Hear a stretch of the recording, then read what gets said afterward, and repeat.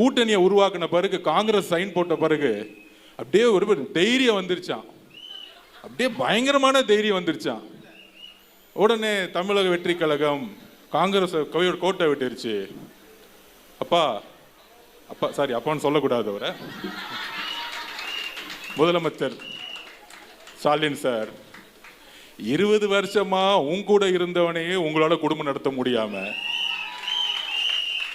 பல சண்டைகள் போட்டு பல திரைமறைவுகளில் வந்து பல நாடகங்கள் நடத்தி கொடுக்க வேண்டியவங்களுக்கெல்லாம் கொடுத்து பெட்டியை கொடுக்கறதெல்லாம் கொடுத்து கடைசியில சைன் போட வச்சு நம்ம தப்பு அவர் பேரை சொல்லலை, செல்வம் தான் அவர் பேரு.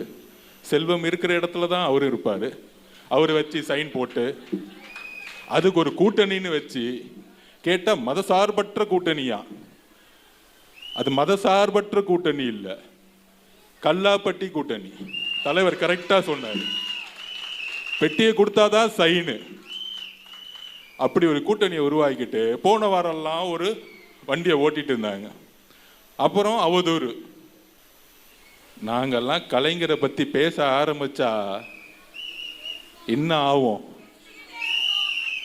எங்க வேலை அது கிடையாது. எங்க அண்ணன் தெளிவா சொல்லிட்டார், மக்கள் பிரச்சனையை நம்ம ஃபோக்கஸ் பண்ணுவோம்.